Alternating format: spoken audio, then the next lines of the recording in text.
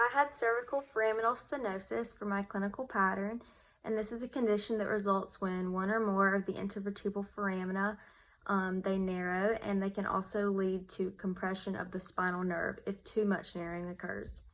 This occurs most commonly in ages over 50, and it does not occur in any gender over another. A few outcome tools used in this condition is the Neck Disability Index and the Neck Pain and Disability Scale. Mechanism of injury. So the intervertebral foramen can narrow due to a multitude of possibilities, including facet joint arthritis, loss of the intervertebral disc height, and this is due to aging effects of the water being lost as they age.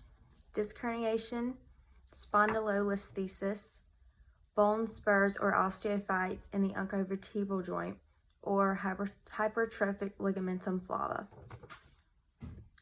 Aggregating factors include bending or twisting the neck to a particular side or bending the head backwards, and easing factors are bending the head forwards, rest, and traction. The 24-hour pattern, it's normally stiff in the morning and it worsens through the day with activity. There's not a need to do a review of systems for this condition. Some precautions when treating these patients. The cervical spine has a high potential for serious injury, so you want to proceed the exam with caution and watch your pressure when applying force to the cervical region. You also want to make sure to ask the patient if they've had any acute or recent trauma to the neck before you begin your exam. And if a patient is experiencing neurological symptoms, you want to avoid putting the patient in any position that peripheralizes their symptoms. For the physical exam, active and passive movement testing will likely yield the same results. You will have limited cervical extension, limited ipsilateral side bending, and limited contralateral rotation. But since the cervical region is sometimes a little more complex, other combined motions can also hurt them, such as side bending or rotating to the same side. For accessory motion testing, they'll likely be hypomobile with pavums and limited or painful with extension pivums. If the patient is experiencing neurological symptoms, you want to do a thorough neuro screen on them. So they'll have diminished sensations from dermatomal testing, muscle weakness from myotone testing, and diminished reflexes.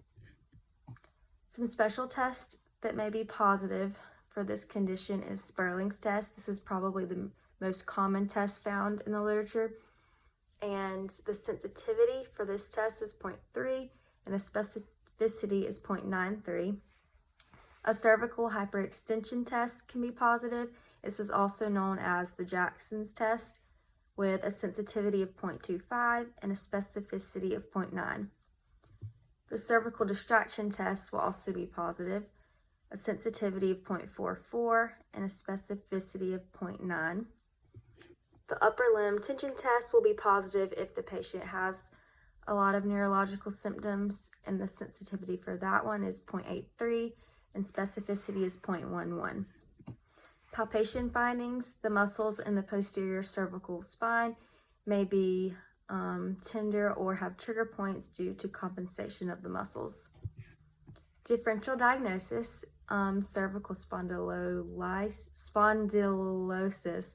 spondylolisthesis, a cervical tumor, cervical disc herniation, or cervical central stenosis. The gold standard for detecting this condition is an MRI.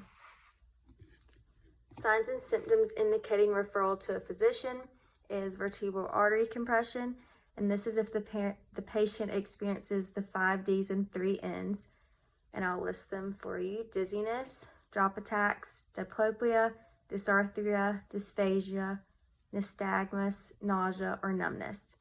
And also, if conservative treatment is not relieving the symptoms of the patient, you may need to refer to a surgeon. So some surgical indicators are worsening neurological deficits in the upper extremity, or pain that persists beyond a period of 8 to 12 weeks after conservative physical therapy. Also, the options for surgery, there's an exhaustive list, but these are some of the most common ones I found. A cervical foraminotomy, it removes a piece of bone or tissue from the cervical spine that's compressing on the nerve. A laminectomy, which is removal of the portion of the lamina that is also compressing the nerve. Microdiscectomy is an incision that removes any matter from the disc that's compressing the nerve. Interlaminar stabilization.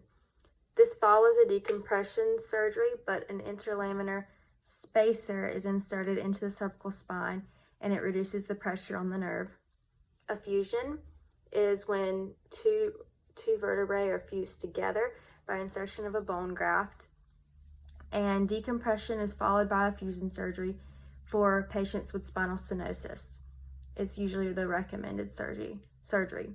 An alternative to a fusion, patients can also have a cervical disc replacement, which replaces the disc that's bothering the nerve and it allows for more natural movement of the vertebrae.